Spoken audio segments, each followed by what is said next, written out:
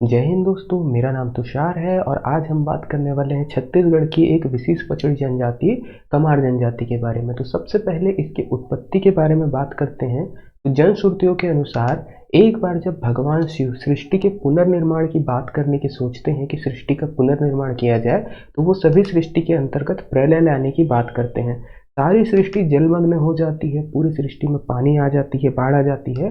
उस वक्त जब ये बात एक बूढ़ी महिला को पता चलती है, तो वो एक बांस की नाव बनाकर अपने पति तथा बच्चों के साथ उस नाव में निकल जाती है।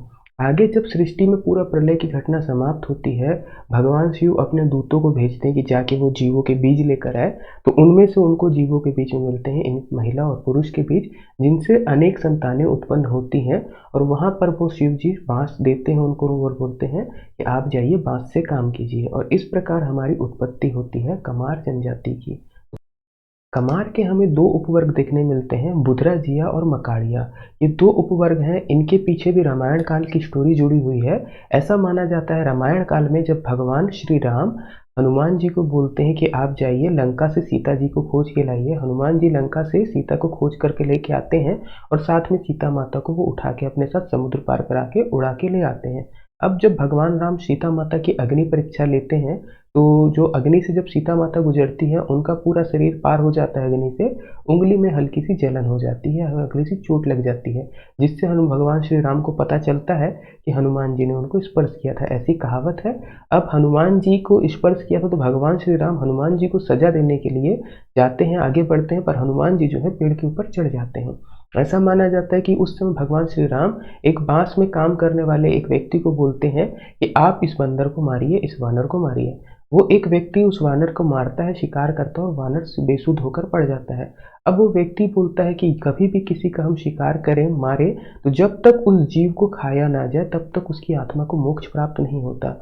वो भगवान राम की परमिशन से उसका मांस का एक टुकड़ा जो है खाता है और उसे मोक्ष प्रदान करता है। तो एक स्टोरी है ये कमार के अंतर्गत। तो ये जो काम करते हैं, ये करते हैं मकाड़िया जनजाति वाले। तो मकाड़िया उपवर्ग जो है, ये बंदरों के मांस को खाते हैं, जबकि बुधराजिया बंदरों के मांस को नहीं खाते। इनमें ध्यान देने वाली बात यह है, ये रामायण कालीन स्टोरी की वदंती पर आधारित है। बुधराजिया मकाड़िया से स्वयं को ऊंचा उपवर्ग मानते हैं। और बात करेंगे कमारों के बारे में, तो इनके प्रमुख गोत्र को यदि हम देखें, तो प्रमुख गोत्र में नेताम, मरकाम, कुंजाम, इसके अतिरिक्त मराई, और हमारे पास आते हैं सोंडी और जगत। ये इनके हमारे प्रमुख गोत्र होते हैं कमार जनजाति के। अन्य की बात करें हम कमार जनजाति पे, इनके निवास को यदि देखेंगे, तो निवास हमें मिलेगा गरियाबंद जिला और धमतरी जिला। गरियाबंद के बिंद्रा नवागढ़ तहसील के आसपास इनका जो है प्रमुख संकेंद्रण है। साथ ही साथ धमतरी के कुछ क्षेत्र में पाए जाते हैं। और यदि हम बात करें जो इनके पूर्व कलेक्टर रहे हैं रायपुर संभाग के, तो उनके अनुसार कांकेर और महासमुंद में भी इनका कुछ निवास मिलता है। 2011 की जनजाति संबंधित इनके आंकड़ों की बात की जाए, तो इनकी कुल जनगणना के अनुसार कुल जनसंख्या 26,530 है, जिनमें पुरुषों की संख्या 13,070 और महिलाओं की संख्या 13,460 है। आगे हम लोग बढ़ते हैं, इसमें और बात करेंगे हम कमार के बारे में। तो इनके जो पहनावा है या व्यक्तित्व है, पुरुषों के बाल हमेशा लंबे होते हैं, हाथ में धनुष बाण रहेगा और कंधे में कुल्हाड़ी रहेगा।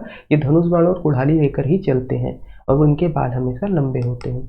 चलिए स्त्रियों की बात करेंगे, तो स्त्रियां जो हैं हस्तशिल्प पर हाथ पैर में गोदना गुदवाती हैं तथा चमकीली धातु जिन्हें हम गिलेट बोलते हैं, जिनको नकली चांदी कहा जाता है, उसके आभूषणों को धारण करती हैं।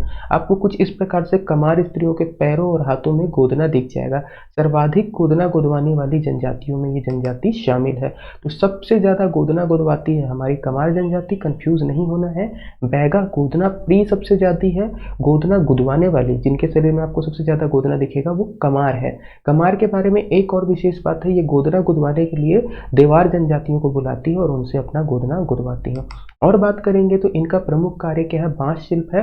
बांस के ये शिल्प बनाते हैं, छोटे छोटे लघु कुटीर उद्योग आपको दिखेंगे। बांस के अनेक शिल्प आप देख सकते हैं, अलग अलग चीजें, टोकरी, सूपा, इस तरीके के बांस के ये बनाते हैं। मछली पकड़ने का जाला वगैरह भी ये बांस से ही बनाते हैं। तो बांस की कला पे निपुण जनजाति कमार जनजाति है हमारी।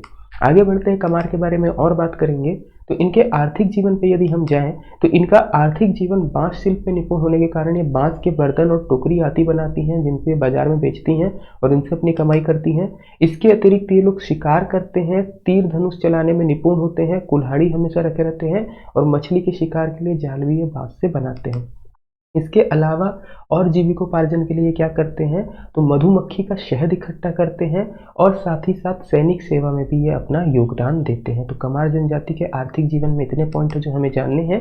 इसके अलावा इनकी कृषि की बात की जाए तो ये दहिया खेती करते हैं। कृषि की एक प्रणाली होती है, इसमें ये लोग करते क्या है, जो भी जंगल है जहाँ पर इनको खेती करना है, जंगलों को पूरा आग लगा देंगे।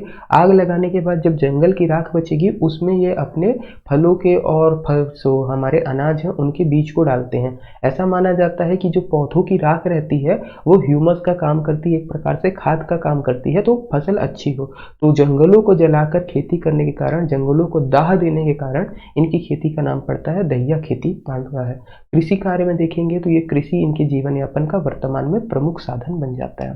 चलिए और बात करते हैं इनकी सामाजिक विशेषताओं की। तो सामाजिक विशेषताओं में कमार जनजाति के पुरुषों के द्वारा या कमार जनजाति के लोगों के द्वारा घोड़े को छूना मना है। ऐसा माना जाता है कि अगर ये लोग घुड़सवारी करेंगे तो पाप लगेगा, तो घुड़सवारी नहीं करते, ना ही ये लोग घोड़े को छूते हैं। इसके अलावा कमार जनजाति में किसी अन्य जनजाति के द्वारा बाल कटवाना भी अपराध मानते हैं। अगर इनको बाल कटवाना है तो ये बाल स्वयं से ही कटवाएंगे। सामान्यतः ये लोग बाल नहीं कटवाते हैं, जब घर में किसी की मृत्यु हो जाए तभी ये लोग अपने बाल कटवाते हैं, अन्यथा इनके बाल लंबे आपको देखने को मिलेंगे। चलिए, मृतक को उपयोगी वस्तुओं के साथ उत्तर दिशा में दफनाते हैं। जब भी ये मृतकों को करेंगे, दाह संस्कार नहीं होता है, इनमें दफनाया जाता है, सिर उत्तर दिशा की तरफ रहेगा और साथ में उनकी जो भी उपयोगी वस्तुएं, जीवन में उपयोगी वस्तुएं जो हैं उसके साथ उनको दफनाया जाएगा। मृतक संस्कार की बात हो गई। मृत्यु संस्कार के समय ही ये लोग अपने सिर्फ सिर के बाल कटवाते हैं, ध्यान देने वाली बात है। इसके अलावा कभी भी घर में किसी सदस्य की मृत्यु होगी तो ये अपना घर त्याग कर देते हैं तथा दूसरा घर बना लेते हैं। परिवार के बात कही जाए तो इनका परिवार जो होता है पितृसत्तात्मक होता है, पिता के ऊपर चलता है, पूरी परिवार की मुख्य इकाई पिता रहती है।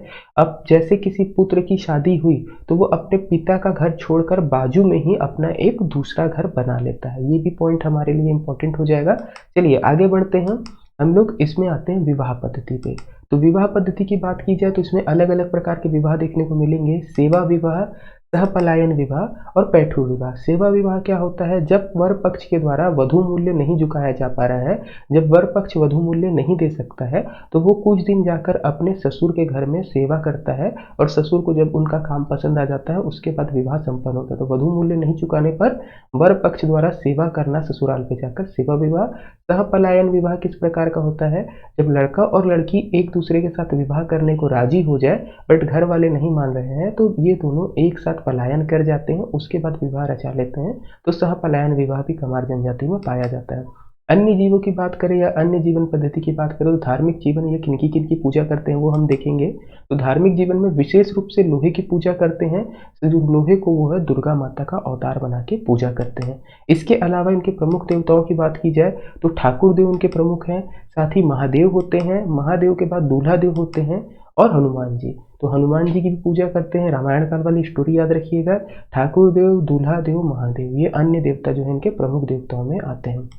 आगे बात करेंगे कमार के बारे में और तो मनोरंजन के लिए क्या करते हैं और उनके त्यौहार को देखेंगे। तो प्रसिद्ध जो सुआ नृत्य है कमार की महिलाएं करती हैं। सुआ नृत्य क्या होता है, तो दीपावली पर्व के कुछ समय पहले से शुरू होता है या दीपावली से शुरू होता है। बीच में हम एक सुआ रख देते हैं। सुआ अर्थात एक टोकरी के अंदर मिट्ठू रखे रहते हैं या आप तूता बोल सकते हैं, उनके इर्द गिर्द महिलाएं घूम के नृत्य करती हैं, वो है हमारा सुआ नृत्य। ये कमार जनजाति की महिलाएं करती हैं विशेष रूप से। अपने लोक नृत्यों में कमार जो जनजाति के लोग हैं मांदर वाद्य यंत्र का प्रयोग करते हैं। तो किस वाद्य यंत्र का प्रयोग करते हैं, मांदर का करते हैं। चलिए आगे बढ़ते हैं। कमार जनजाति की जो पंचायत होती है उसके प्रधान को कुरहा कहा जाता है। पंचायत प्रमुख को क्या कहा जाता है, इनके कुरहा। पंच सरपंच नहीं कहेंगे, कुरहा कहेंगे ये लोग। इसके अलावा कमार जनजाति के ऊपर अध्ययन करके एससी दुबे ने एक पुस्तक लिखी है। पुस्तक का नाम है द कमार। कमार किन्होंने लिखी है, एससी दुबे या श्यामचरण दुबे। तो कमार के लिए हमने एक छोटा सा वीडियो बनाने की कोशिश की है, जो भी परीक्षाओं के लिए इंपॉर्टेंट पॉइंट है वो हमने उसमें डालने की कोशिश की है। डिटेल पे हम एक और वीडियो बाद में लेकर आएंगे। अगर अभी आपको ये वीडियो पसंद आता है तो आप लाइक कर दीजिएगा, वीडियो को शेयर कर दीजिएगा, चैनल पे नए हो तो सब्सक्राइब कर दीजिएगा। धन्यवाद, जय हिंद।